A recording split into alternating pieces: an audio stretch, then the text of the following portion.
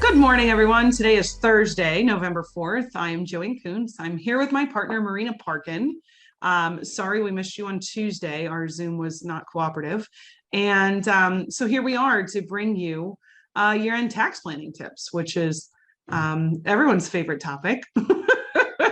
As always, we will record this and distribute it to you over email. It will be available on our YouTube channel, on our Facebook pages, and on our firm websites as well, KoontzAssociates.com and KoontzParkin.com. So without further ado, Marina, this whole concept of year-end tax planning suggests that there might be an end to like a tax year, which is glorious news.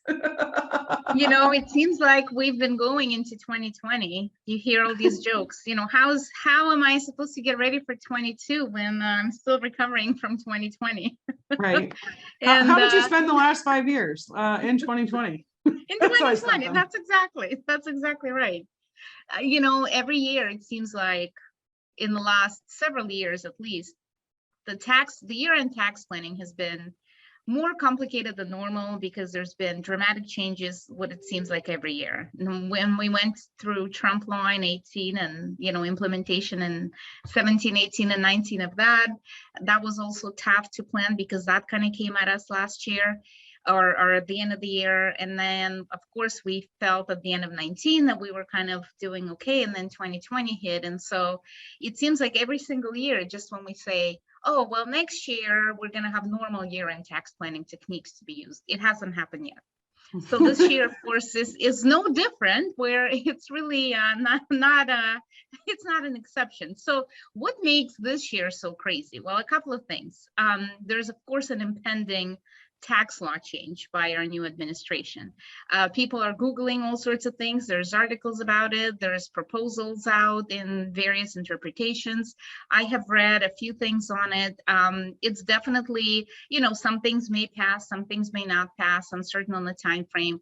But what we do know is that the tax rates are going up. And I guess based on the shocking shocker, based on the proposals that are out there, it looks like every single type of rate is going up, not just your ordinary income tax rate, but also capital gain rate, which is what a lot of people were afraid of. So the timing on when that gets implemented is still a little bit hazy, but it does seem like the 2022 is going to be the year to watch out. So that kind of leaves you with a few months left in 21 to do what you think you may want to do. So that's definitely one big challenge with planning for this year is even if we knew what the law would be or when the implementation date, that would make it easier. But we're thinking about it and possibly planning on it. The other thing that makes this year unique is, of course, the fluctuation in people's incomes as they recover from the COVID year. Mm-hmm. So last year, when 2020, when COVID was starting and businesses were shutting down, we had a lot of clients who thought they were going bankrupt. And then 4 months later, they had higher income than they've ever had in their, business career. And that's everybody from real estate to, service industries and things like that. Then, of course, came the challenge of people, for example, in the construction industry. They have so much work, but not enough materials and labor. So they would love to work, but they're a little bit stuck. So you've got different challenges in different industry, but when people said, oh, 2020 is going to be my outlier year, it's the lowest or it's the highest, then came 21, and then 21 sort of continued in that trend. And then we say, is 21 my outlier year? Like, is this ever going to happen? No, again? It's new normal. It's new normal. Exactly. And so people are, as I'm talking to my clients, they're saying, I think this is really a high year for me, or I think this is a low year for me, and I'm going to recover next year. So that brings that uncertainty to planning for 21, because you really don't know if this was your outlier year or if now this is what you're going to be like. So based on kind of these things in mind, we want to look at kind of basic tax planning techniques and some of the ones that are maybe a little bit more specific to this year. But let me say before I even get into anything is that my personal philosophy is that you're not going to do anything for tax that you wouldn't otherwise make sense for your life and for your business. So people come to me and say, oh, I had all this income. Should I buy a car? Well, do you need a car? Do you need a new truck? You really do you need to spend $70,000 on a new car? Yeah, both. No. That's right. And if you don't, then don't do it. If you need a car, then we may look at the timing. Should we get it before the end of the year or after, or when should we place it in service? But you're definitely not going to do anything because it makes sense for tax. And once again, anything you do in chasing that deduction only makes a difference that's equal to the tax rate. So if you're in about 20% tax bracket, if you spend $100,000, that's only going to give you 20,000 savings. It's not a dollar for dollar against tax. It is a deduction times the tax rate. That's what's going to give you the benefit. So you really got to think about what you want to do, and do you really want to spend the money on these things? So let's get into a couple of to sort of tax planning pieces that I'm talking to my clients about in the next few weeks. So number one is always, of course, the managing of the year-end cutoff, which is the recognizing revenue in a certain year versus pushing it off into the following year. And same thing for expenses. So when we're talking about revenue, and if we're dealing with a realtor who's had an amazing year this year, and they never think that they're going to be able to ever recreate this year again, and then we say, well, do you have any control over when this deal closes? You know, if you're able to get this deal closed on January 2nd, then maybe that's when you should be pushing your commission to. So if you feel like you want to try to push the commission, again, as much of it is under your control, which is not often very much, but in as much as it is under your control, you want to kind of look at that timing and say, you know, I may want to push a little bit of the income further into the year. This also works well, Joanne, for people that are around kind of the real estate industry where they're building or making something. So for example, the builders that are reporting on a completed project. So when they build the house, when the house is considered closed and ready for the client to move in, then that's really when we recognize revenue. Same goes for a lot of other real estate related contractors or even designers. When they accomplish and finish big projects is when we say the project is done. So a lot of times you actually have some control over when you can call the job done, right? It doesn't have to be fully done, but you'll never see these clients again. IRS just says it has to be substantially completed, whatever that means. You know, has the client moved into this house?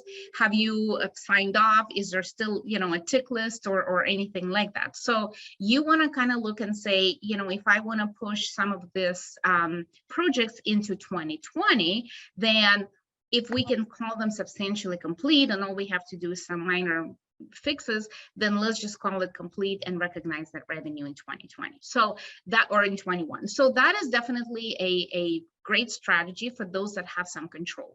Same thing goes for the service industry. If you're a consultant, for example, and you invoice your client for the services, if you can push off that invoice until, you know, invoicing them in January, or even invoicing before the end of the year, but not receiving the payment on that till January, that is definitely very helpful. The one thing that people confuse often is if they say, I received the payment from my client, but I didn't put it in the bank. Well, that doesn't work. If you have a check in your hand and you just haven't gone to the bank yet until January 1st, you've considered to have received that revenue. It's constructively received is really the term for it. So you definitely want to, if you're trying to push that income off, just either hold off on the invoice or invoice right before the end of the year and just hold off on actually receiving any payment from the client. So that is definitely the timing of when we want to look at that revenue. I see a note there that it says no sound, but I don't think we're muted or anything like that, Joanne. I hope our technical difficulties from Tuesday are not back. Technically, it seems difficult to pull off a webinar these days. Yeah. Okay, good. Okay. Okay, good. Yeah. Okay. So I will continue. I was like, fantastic tax ideas. Did nobody hear this? Keep them a secret. That's right. Everything you tell me is a secret because I wasn't listening. So we've talked a little bit about the revenue. We are going to talk about the flip side of it, which is the expense. And it's the same, goes both ways. So back to my concept of buying that truck that you need. If you really need the truck for your business and you're looking at what year you should buy it, or even what year to place in service, again, you're back to where's the year that you want to push more of the income. If this was your big year and you had a huge income and you feel like you want to minimize it because it'll never happen again, go ahead and buy the truck. The nice thing with buying any big assets or equipment is that you don't have to, you just have to own them on the last day of the year to be able to actually write them off. So that is definitely helpful. You don't have to own it for, half a year or longer or anything like that. And that's why you see when you're driving down, all the car dealerships are giving you tax advice on the side of the road, like, you can take 179 deduction on the truck, and please stop here for your next Rover. Yeah, that's not who your tax planner should be. Even if it's not us, please don't go to the car lot for your tax advice. It's amazing how many calls we get, and that week between Christmas and New Year's, or the week before Christmas, to say, Marina, I'm in the dealership and should I be buying a car? And I'm like, oh, please don't do this. So we definitely want to be looking at sort of the timing of that, or even let's talk a little bit about the whole concept of placing in service. So let's say you get a fantastic deal on the car because they need to get it off the lot, which now is not really the case because now they're all short of inventory. But generally speaking, let's say you get a discount. Back when they used to want to sell a car. Back when there were cars on the lot, you would get a fantastic deal and you say, if I buy it in December, but I don't really need the write-off this year. Can I push the write-off into next year? And the answer really is yes, because IRS says that you can write off the asset when you place it in service. So you can buy the car and you can say, I really placed it in service on January 1st. So that's also a great strategy. The same works for big equipment or any machinery or anything that big like that you may need in your business. When it comes to sort of the individual, we always talk about bunching the deductions too. If we're talking a little bit about your itemized deductions. So if you don't have a business, you're just an individual and you're saying, should I give to charity, or, my mortgage payment and whatnot, maybe medical expenses. The bunching of the deductions, it works the same way as we kind of talked about in the business. So in the year where you have a lot of charitable deductions, you may actually be able to itemize. With the standard deduction doubling several years ago, and you went from 12,000 for married filing joint to 24, a lot of the smaller mortgage interest, property tax, charitable donations are kind of going by the wayside, and you don't hit the 24 mark and you end up with a standard. But let's say you have a year where you have maybe a lot of medical expenses that hit that threshold. If you want to try and bunch them and incur possibly do all the medical expenses in 1 year, where of course, if God forbid it's not under your control, that's one thing. But for example, if you're doing dental work and it's going to take you 2 years to get all your stuff done, sometimes paying for all of it in 1 year is very helpful, because then you can bunch those deductions in 1 year, even though the actual work may not be done until the following year. Same thing again for charitable donations. If you have a great year and you feel very charitable, if you do a lot in 1 year, you're actually going to be able to take advantage of that if it pushes you over that 24,000 standard deduction mark. The one thing too I wanted to mention on the deductions is people say, well, I may not have the cash to pay for it. If you do have a business credit card or personal credit card, if we're talking about charitable or medical, charging the expenses on the card counts as if you paid for them. Mm-hmm. So that's definitely important to remember. In that vein, can you also touch on one thing that came up for me recently was I've had people who have been pledging campaigns like to charities or to schools and saying, I'll give you 10,000, but you pay it in like installments. And there's been a question about how that's treated. Is that more like the credit card, or is that not deducted until you actually pay your installment under that pledge? Because they're obligated to donate then once they've made that pledge. Yes, I believe that definitely works. And I know a lot of people are even in that same train of thought set up things like donor advised funds, where they commit to a certain amount. So they put a lot of money in, and then that fund distributes it to charitable organizations. So the idea is when you do put money in, or you do obligate yourself, that you're able to take that deduction. A big strategy, and we can touch on that a little bit later with the charitable deduction too, is again, if you're looking for a big paying there. A lot of the people set up the charitable remainder trusts, and it's the same idea where when you fund the trust, funding of the trust is what's the write-off, and then the trust, holds that money until after you pass, then it distributes to charitable organizations. But you funding that trust in a proper manner is what really constitutes the charitable deduction. So that's been a big strategy utilized by people of charitable intent that, we're talking about $1 million, maybe $2 million that they want to put in, and it has a lot of other benefits, but that's definitely a big one for those looking for a big deduction. So anything else, Joanne, and your thoughts about the timing of the income and expenses, kind of our basic strategy to really be used again this year? I just want to say two things. Number one, for the real estate agent clients of ours, keep in mind that when Marina was talking about shifting the timing of the commission, that means the timing of the closing. So you can't tell your broker, don't pay me until next week. You've got to be paid and recognize that income on the date of the closing, not on the date that you tell them to hold the check until. So that doesn't work. And the other thing is that I hear a lot, especially in our real estate practice side of things, is people who are saying, hey, market's hot now, should I hurry up and sell? And I just want to say that from the standpoint of right back to the first thing you said, what serves you anyways? Like if you wanted to sell anyways, yes, now's a great time. Should you take your income producing property that was your retirement and dump it because now the market is hot and you're afraid taxes are going to go up?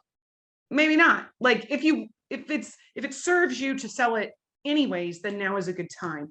But you don't want to just sell because you're afraid of what the taxes might do, or the market is favorable for sellers at this exact minute. So it really depends on the nature and use of that property.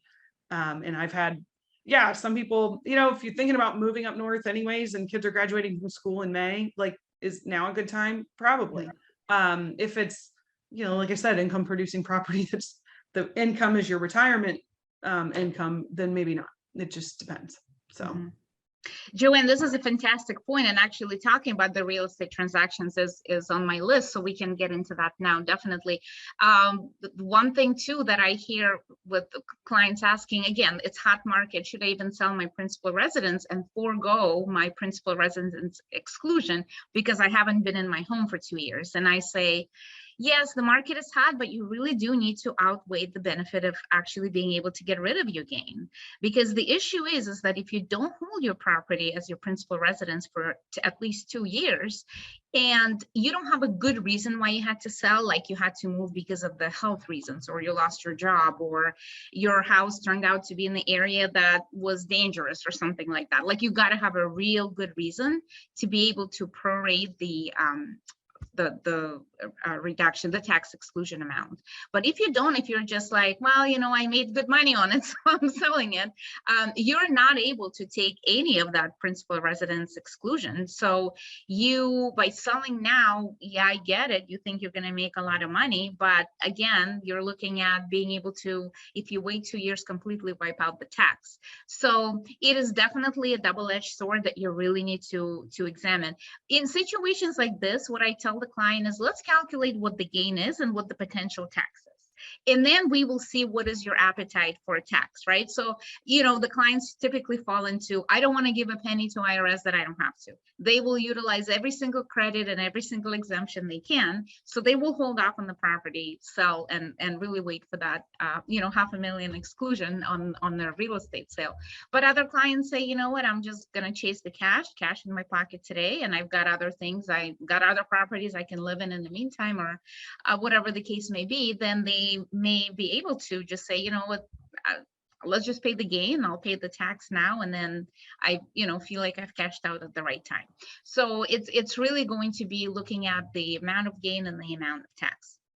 What I wanted to talk a little bit about the whole real estate transactions. Joanne, you're absolutely right. People are just, they don't know, they're selling, they're buying, they're doing all sorts of things. And I get these emails, at least 4, 5, 6 emails a week to say, can you calculate my gain? Can you calculate the gain on this rental, or in this investment, or in this lot, or whatever they have, to see how much tax there is. And so I wanted to kind of talk a little bit about the whole capital gain thing. So of course we are anticipating that the rates are going up.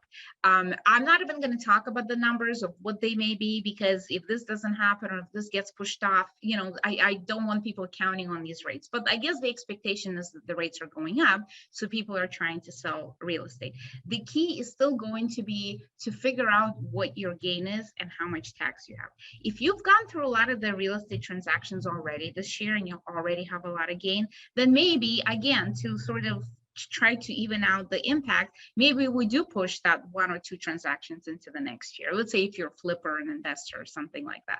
So those deals, we still want to look at the timing of them, and look at what else has happened in this year for you. Otherwise, you know, did you make a lot of other income from other sources? So maybe you're done with this investment, but selling it in December versus January, it's not going to change the selling price. And sure, it may impact the tax, but if you've had a complete, you know, like an amazing year with your other business, or you already sold your business, then maybe you hold up on that real estate sale until January.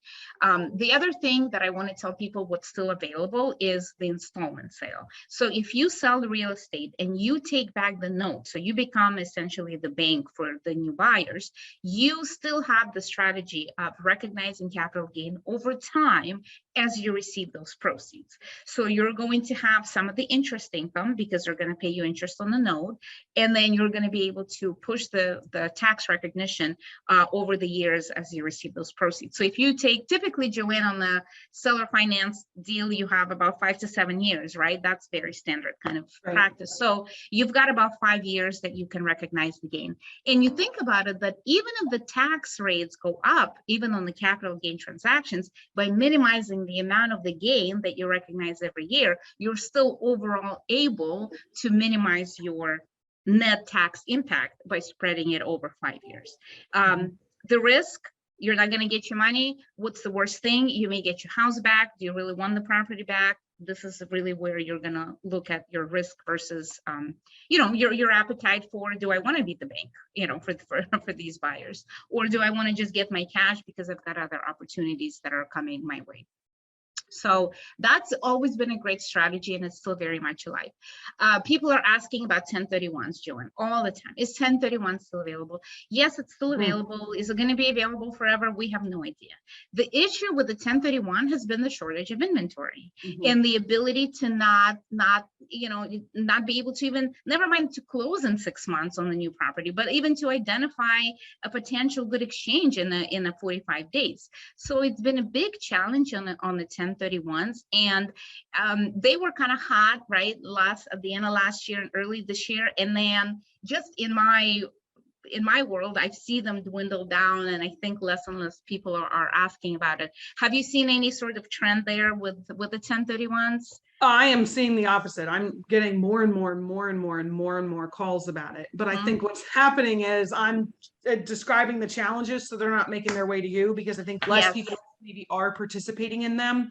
The other thing that's happening is I think there's a lot of misinformation out there. So people I'm getting a lot of calls where people are saying, okay, I closed last week and now I want to do a 1031. That's right. Yes. I missed the bus. So I do feel like there's I'm getting a lot of volume of calls about that, where people say, you know, or they say, I want to do a 1031, but I don't want to spend all of the money. And so once we work through what it looks like to do a pro rata percentage, let's say you only want to reinvest 50% of the money because you've sold for so high and you want to do something else with that money.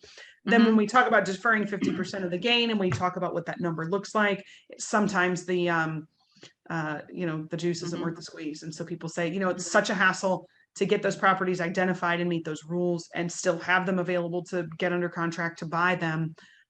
So some people are backing down, and some people are going full bore. I mean, the environment market wise conditions are very favorable for it to be beneficial.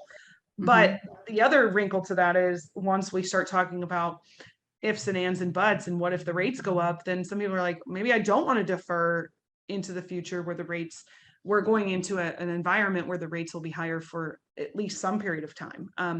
So if you want out now, or you want out in 20 years, then you're probably fine to stay, you know, to to make a decision easily.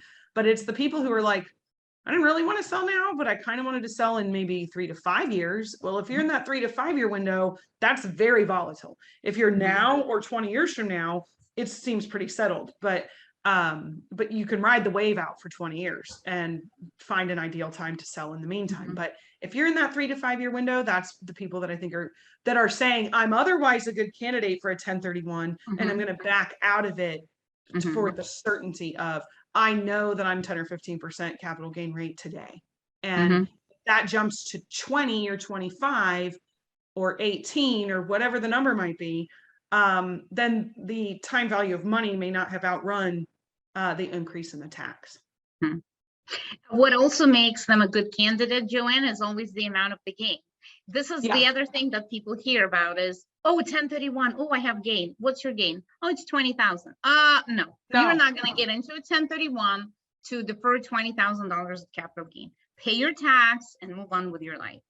Even if you're a high income taxpayer and that gain is going to be taxed at a little bit of a higher rate than for a lower income situation, still pay the tax, because the headaches of fitting into all of those parameters to make the 1031 happen, the uncertainty of what the tax rate is going to be when you're ready to sell, they're not worth, or even the cost of doing this transaction and paying for the intermediary. It is absolutely ridiculous. So at first, I always tell people, what is your gain? Let's figure out what your gain is and what your potential tax is today, and then we'll figure out if 1031 is a thing for you, because there's a lot of that. You know, Google kind of, oh, my friend, or I looked at that, and or I heard this on the ad, and you really, I think, have to have a good handle on the numbers before you even go down that road. It's important to understand you got to get that 1031 intermediary. That's another third party who you know they have to manage you and you have to manage them. You can't touch the money. The money has to sit with them. If you close and you took money out of the transaction and it didn't go into intermediary, there's nothing you can do. So it's definitely a lot of sort of hoops to jump through for a transaction which may not be worth it at all. This kind of brings me to what has been really, really hot, Joanne, with these things is an opportunity zone. So the idea is, if you still like the whole exchange and deferring of the gain, if you invest in a property, which is considered an opportunity zone, if you hold that investment for 10 years, then when you do sell it, according to the rules right now, you are able to wipe out your tax on capital gain completely. So if you hold it for less than 10 years, you're able to reduce some tax. There's some sort of step scale as to what the reduction is. But if you hold it for full 10 years, you're able to completely get rid of your capital gain tax. So we've had quite a few clients, Joanne, that have done the 1031 into the opportunity zone, and it's been great, but they're still inside that investment. So the idea here, it's an opportunity. I tell my clients, it's an opportunity. It's not a guarantee. You have no idea if this property 10 years from now is going to be in the area that's flourishing and doing amazing, because that's really what you're banking on, is that you're investing in this sort of developing area or market, and you're hoping that when as much money as gets put in there, that this is going to develop, and 10 years from now you're going to generate all this gain. So if that's the case, yes. I don't have any clients right now that have already gotten out of it. It's still been fairly new, but I've got a lot of clients that are in it, and so we're kind of hoping for the best, right, on these opportunity zones. The one thing that has become popular for clients that are not really ready to go and chase a particular location of the opportunity zone is getting into these opportunity zone funds. So a lot of the financial advisors put them together. It's kind of like a REIT, but it's made up of the opportunity zone properties. What's nice about it is that it's diversified, and that these opportunity zone properties are all over US in these funds. And I believe they have them kind of blocked by the area, or maybe it's a good mix, or whatever the case is, but you're able to get the diversification in the fund that you're not able to get if you're actually buying on the corner of, you know, Lemon and Fourth. So you're really are kind of able to put that in somebody else's hands to tell you about the fund and say, okay, I like, you know, this mix of these properties, and get in. The other thing I do like about those funds is that, again, it's kind of like your mutual fund. So when you're ready to get rid of them, it's not all or nothing. When you're getting rid of the exchanged property, you have to sell the whole property. If you've got those funds, you can sell a block of them at a time. If however many funds you end up, or units of them that you end up getting, you are definitely able to sell them as you need the cash. So you don't necessarily need to get rid of all of them when you're ready to sell. But if you are holding them for 10 years, then you're definitely able to, you know, ideally wipe out all of the gain that you have. So that's been a really, really popular thing. I've been sending a lot of people to our financial advisor contacts that do work with those funds, and we've had quite a few clients that have gotten into them. So I'm very curious to see how, you know, how that works on the if Joanne, if we're still practicing and we're not retired, then maybe we get to see how the opportunity zone rolls out. I would like the opportunity to retire. That's the opportunity zone I'm working on. I will smile and wave at you from Italy about your retirement zone. Mm-hmm. Can the opportunity zone be in Italy? No. Minus. Maybe we should take it to Congress. Oh my God. Oh, anything that you've heard on your end about the opportunity zone or about those funds? I know usually you and I chat about it if something like that comes up, but I don't know if you've had any particular questions about it, or if anybody's kind of got burned on it, or anything like that. I don't have any horror stories on them at all, to be honest with you. I have a few clients who have done them locally. I don't personally have any clients that have done them through the funds with the financial advisor that I'm aware of, because of course that takes place on the financial advisor level, and I don't always see those individual investments. So I'm not saying that I don't have any people who've done it, just none that I have talked to them about or anything. But we've done a few downtown Sarasota that have been opportunity zoned projects that have gone well. They do require a particular amount of investment. So it's not just like buy it and sit on it. You have to be able to put some investment in to improve it.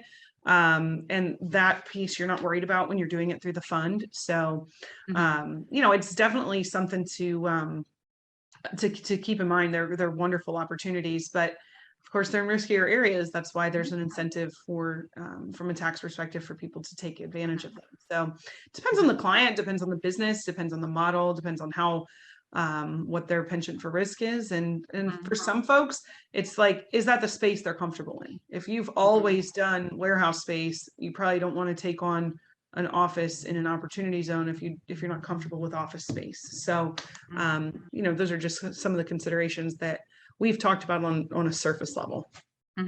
Yeah, absolutely. It's just been very popular, and so this is definitely kind of the time to think about it as you're trying to get rid of. And again, let's look at your gain, look at the amount of the gain that you're paying, because this is definitely risky. So the clients that I know that are in these things are kind of seasoned real estate people that have been around and have had some exposure to these things. So they're able to take a lot, you know, a lot more of that risk than, you know, if I sell my building, I'm not sure that I want to go into the opportunity zone, because this is my pathway maybe to Italy. Get thee to Italy. Get to Italy. Where's that tax plan? Where's that website? Why am I getting me to Florida? You should be like, get me personally to Italy. Get me out of Florida. So the other thing that I want to talk about, the other thing I want to talk about, Joanne, that's been super popular again, is in this sort of way to take advantage of the potentially increasing income tax rates is the Roth. The Roth has been this big production in the last few years, definitely, but this year it's been very much a hot topic with the Roth conversion. So what is a Roth conversion? Roth conversion is where you have IRAs that are tax deferred. So you worked, you funded, or you had a business, you funded your SEP account, became an IRA when you are either retired or getting close to retirement or whatever your situation is. But the idea is that when you funded those plans back in your business or working years, you took a deduction for the funding. Now it's a taxable source of income. So when you start taking the money out of IRA when you retire, either you have to start taking the RMDs, which is required minimum distribution when you hit 72, or you just are ready to start taking money out because you need it, and it could be more than the minimum. Is if it's a traditional IRA, all of that is going to be taxable. So what are people doing now? People are saying, aha, we're in the lower income tax years. And this has been a topic, Joanne, since the Trump law has reduced the tax rate. Now people are saying, let me take advantage of these tax rates and let me convert the traditional IRA into a Roth account. And what that does is you're choosing to pay tax on it now. It's as if you've taken the money out, you pay tax on it, and then you've reinvested it into a tax deferred source of income. The Roth IRA, if you have a Roth IRA that you actively contribute to, the key here is that you're not taking deduction for the contribution, but you're growing tax-free income. Now, why would you want to put it into any account? If you've paid tax on the money, you just have it sitting in the brokerage account or whatever, or under your mattress or wherever you're in your savings account. The idea with Roth account is that it grows tax-free as well. So as long as you've got your Roth open for at least 5 years, it's not just what you put into that Roth, it's the growth on it. And all of that comes out tax-free when you're ready to start taking those distributions. So it's been a really, really hot topic to say, let's convert my IRA into this tax-free IRA and pay the tax rates now while the tax rates are low. A little while ago, there was a limit of how much you could convert to Roth because they didn't want people paying all tax now. And then when everybody retires, then there's no source of revenue from those retirees. So there used to be a limit of 100,000, but there's not a limit. And I'm not sure if that's something that will come back. Currently, there's no limit on how much Roth you can convert. So what we're doing for our clients that love this concept is we're doing the calculation at different levels of Roth conversion. So for example, if I may have a client who's got $500,000 or $1 million in IRA, and they want to slowly convert that into Roth, and we've been doing it over years, we usually say, okay, how much tax am I going to pay if I convert 100,000? And then, okay, let me convert now 250, and let's see how much tax I'm going to pay.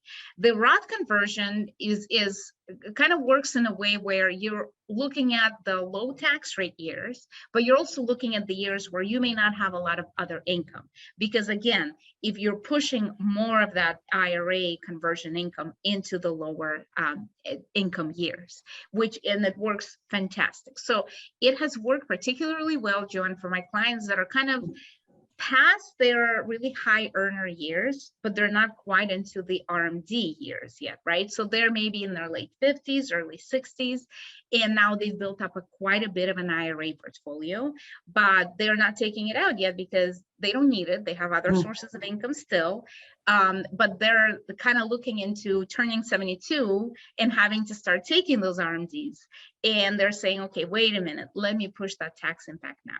Once you have it in Roth, like I said, you can start taking it out tax-free. The growth is tax-free. You also want to do it to leave yourself those 5 years for your Roth account to exist so that it does give you the ability to capture that growth tax-free.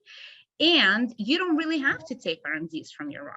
So that's also a great way to pass income to the next generation that's tax-free. If you are saying, let me convert my IRS to Roth now, and then I'm building my estate with this tax-free income, when you pass away, your kids get that Roth tax-free, which is absolutely fantastic.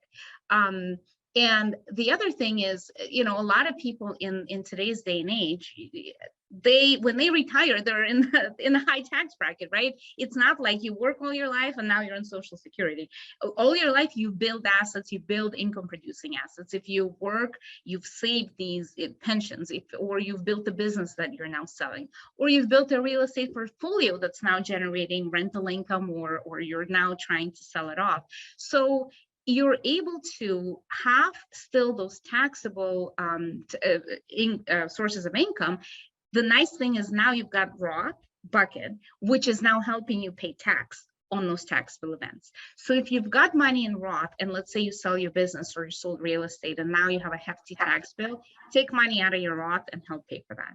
So that's why it works really, really great. And like I said, the age of those, late 50s, 60s and on, before the RMDs really hit, you definitely can take advantage of this opportunity. And even as you get older, the same thing. There's no age limit too on conversion to Roth. So even as you get into your 70s and you are already taking RMDs from traditional IRA, the more you convert to Roth, the more you are able to push that, your next kind of sources of income become tax-free. So Roth conversions have been hot.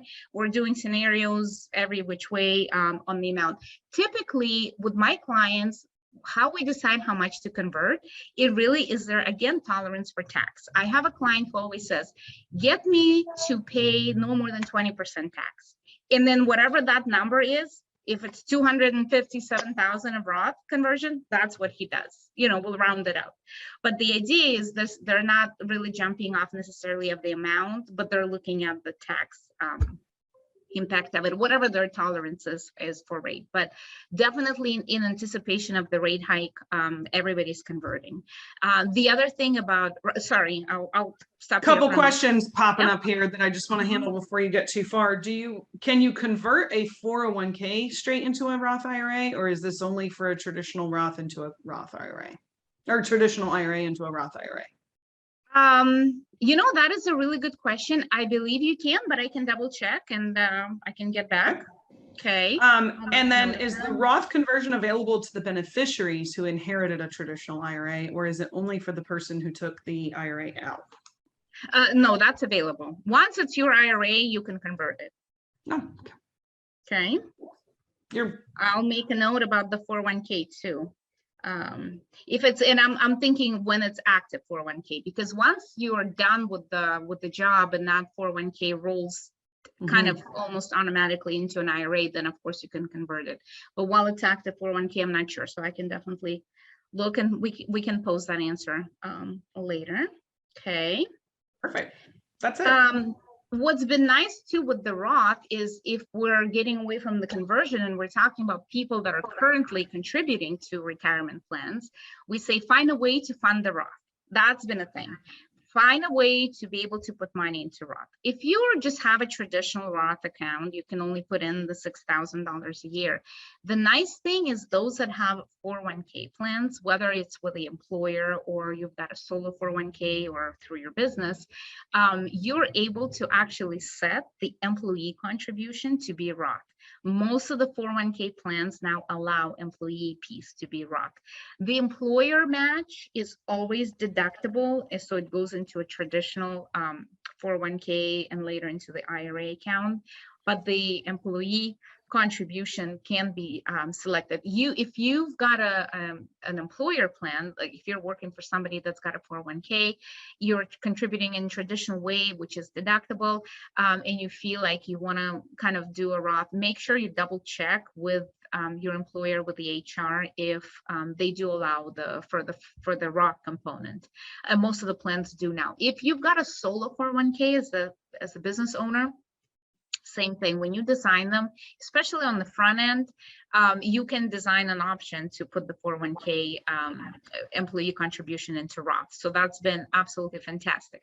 So a good strategy that a lot of my clients have been doing, that have been maxing both the employee portion and the employer portion, is that they put the employee portion into a Roth. So the entire $19,500, which is the employee max in the 401k, goes into a Roth, which is not deductible. And then you've got the employer contribution, which is a max of 25% of your salary. That goes into a deductible. So it gives you a nice balance of having the deductible and then having the tax-free contribution. So if we're looking at somebody who's got a salary of 100,000, the employee portion is $1 max, and that's the 19,500. And if you're over 50, you can catch up another 6,000. So you can put like 26,000 away as an employee, and you can put all of that into Roth. So you're not limited by that 6,000 traditional Roth contribution. Now, as the employer of an employee who's making 100,000, your business can put away 25% of your salary. So at 100,000 salary, you can put 25,000 into a deductible contribution. So see how you here by doing that, you're able to put 25 grand and deduct it and put 26 grand into the tax-free Roth. So this is a great way to balance. Get both deductible, get both. This is a perfect get both scenario where you're putting into a deductible plan and also into the Roth plan. Again, as long as you've got cash to do it, it's been a fantastic idea. So finding ways to fund the Roth. A lot of people do this thing called backdoor Roth, which is kind of contributing to an IRA you can deduct because you may be over the threshold or over the limit. And then your financial advisor puts it into a Roth fund and then kind of grows into in the Roth account. Those are always a little funky to me, and typically I don't see them because that happens in your account with your financial person. And you just have to track how much is in there to know what your basis is that you know is growing into the Roth. I know they're talking about doing away with that, probably because it's a little weird. But in any case, I think it's still available for 2021. So for those that have been using it as a strategy, you can definitely continue to do it. So that's been my thing with Roths. It's just been absolutely amazing. I definitely recommend.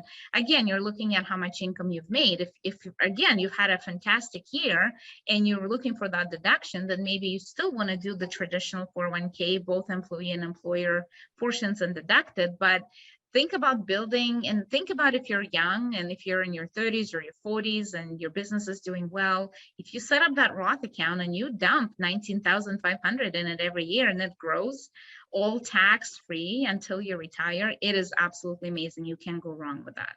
So those are kind of the hot topics, Joanne, that I see happening. Of course, there's, more of different things. The one thing I did want to mention, it's not specific to 21, but it's always a really good idea, is income splitting with your kids. A lot of my business clients, this is the strategy we implement, particularly if your kids are college age kids. So if you've got a business, put that kid on payroll, actually make them do something, pay them salary. Everybody's got a $12,000 standard deduction. So if your kid can make $12,000 without paying any income tax, sure, you may have to pay some payroll tax depending on, if you were an S corp or, how your business is organized. But you're paying a little bit of the payroll tax, which you can deduct half of it as the business owner. You deduct the kid's salary. The kid gets $12,000 standard deduction against it. So if you're paying them 15 grand a year, they're only paying income tax on $3,000, which is fantastic. And you're able to write off 15,000. So one question I often get is, well, do they have to be at minimum working age? And the answer is no. Your kid does not have to be at a minimum working age if they're working for a parent's business, which is amazing. The only thing that the Department of Labor says is that they just have to do work that's appropriate for their age. So don't put your 8-year-old on a scaffold, but but they can stop. Sorry, G. Sorry, Gianna. We're not going to make you pain. But they can stuff envelopes, and especially, a lot of the teenage age kids can help the businesses with the social media. They'll probably do a better job anyway than the parents. Or than the third party advertising company you outsource to. Exactly. So that's been a super popular strategy that has been utilized. And that really doesn't matter what tax bracket. I mean, it's tax-free money. Like, pay your kid, take a deduction for it. They pick up minimum amount in tax, and it just works. And you teach them value of work. Can you 1099 them, or do they need to be W-2 employees? Either. If you put them as an employee, then you just have to pay that payroll on their salary over time. If you 1099 them, then that payroll tax comes out on their return as self-employed, and you're going to pay for it, or they'll pay for it. But when you're talking about the impact on the family unit, that the payroll tax amount really won't be different, whether it's 1099 or W-2. If they're an older kid who's in college, then they may even be able to jump on a 401k plan if they're a W-2 employee, which is also fantastic. And another nice thing with the college age kids is that if the parent is in a higher tax bracket, they can no longer use the tuition credit. We move quite a bit of salary to the kid, and then the kid becomes we move them out from being a dependent of their parents. So all the parent loses is $500, which is the dependent credit for a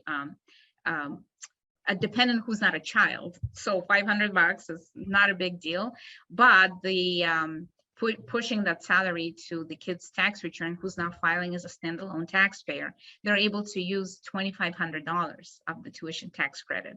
So you're able to move quite a bit of salary out of the business and into the kid's return, so that they can utilize the $2,500 of the credit, and you're taking a deduction at your higher rate for that salary. It's been absolutely fantastic. It's thousands of dollars of savings every year. Fantastic. Well, you're just full of all this. I am full of fantastic. When does Mossy start? I mean, Mossy was trying to get his own business off the ground, so we'll see how he that doesn't have goes. time for our lowly accounting firm. That's right. Boring CPAs. Oh my goodness, that's a riot. This kid is too much. I love it. Oh my goodness. So we will be back. Thank you so much, Marina, for everything about this was terribly helpful. We will be back on Tuesday. We're going to be talking about sole proprietors versus LLCs versus corporations. We'll be hitting that up from a tax and a legal liability standpoint. So tune in with us on Tuesday, and we will see you next week. Thanks so much. Thank you. Good day.